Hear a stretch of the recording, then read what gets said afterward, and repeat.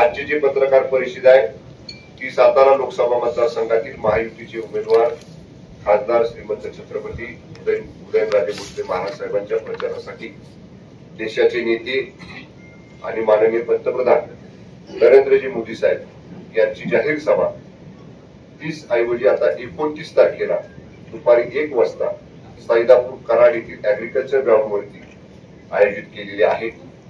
या सभेला सातारा लोकसभा मतदारसंघातून मोठ्या संख्येनं किमान 1 लाख लोक जमतील असं उद्दिष्ट आम्ही महायुतीनं जिल्ह्यामध्ये या ठिकाणी डोळ्यासमोर ठेवलेलं आहे। महायुतीचे सर्व प्रमुख नेते त्याच्या नियोजनाला आम्ही सुरुवात केलेली आहे। मागाशी जसं मी सांगितलं तसं आज देशाला गरज ही माननीय मोदी साहेबांच्या नेतृत्वाची आहे आणि माननीय मोदी साहेबांचं विशेष लक्ष हे महाराष्ट्रावरती आहे आणि त्यातल्या त्यात सातारच्या गादीवरती विशेष प्रेम हे माननीय पंतप्रधान नरेंद्रजी मोदी साहेबांचं आहे। खासदार श्रीमंत छत्रपती उदयनराजे भोसले साहेबांचे आणि माननीय नरेंद्र मोदी साहेबांचे व्यक्तिगत संबंध राजकारणाच्या पलीकडचे आहेत। छत्रपतींच्या गादीला मान देणारे हे देशाचे माननीय पंतप्रधान आहेत आणि त्याच प्रेमापोटी महायुतीच्या उमेदवार म्हणून खासदार उदयनराजे भोसले साहेबांच्या प्रचारासाठी माननीय मोदी साहेब 29 तारखेला जिल्ह्यामध्ये येत आहेत। आम्ही सर्वजण राज्याचे मुख्यमंत्री माननीय एकनाथजी शिंदे साहेब त्या सभेला उपस्थित राहणार आहेत।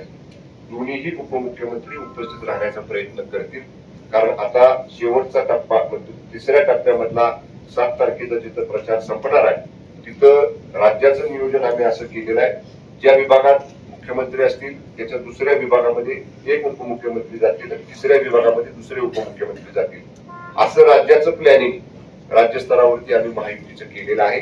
परंतु तरी सुद्धा आमचा प्रयत्न राहील की दोन्ही उपमुख्यमंत्री त्यांच्या दौऱ्याप्रमाणे कसं शक्य होईल तसं येतील। परंतु आम्ही सर्व आमदार जिल्ह्यामधले बाकी आमचे सगळे नेते माजी आमदार आहेत, होणारे काही आमदार आहेत, असे सगळे जे मोठे मोठे नेते आहेत आम्ही सगळेजण या सभेच्या तयारीला लागलेलो आहोत आणि यशस्वी सभा ही माननीय मोदी साहेबांची येणारे 29 तारखेची करण्यासाठी आम्ही काम करतोय आणि माननीय मोदी साहेबांची 29 तारखेची सभा एवढी मोठी यशस्वी आपण करू की त्याच दिवशी या लोकसभा मतदारसंघाच्या खासदार श्रीमंत छत्रपती उदयनराजे भोसले साहेबांच्या विजयावरती त्या सभेनंतर शिक्कामोर्तब होईल अशा पद्धतीचं काम जिल्ह्यामध्ये आम्ही सगळेजण करू।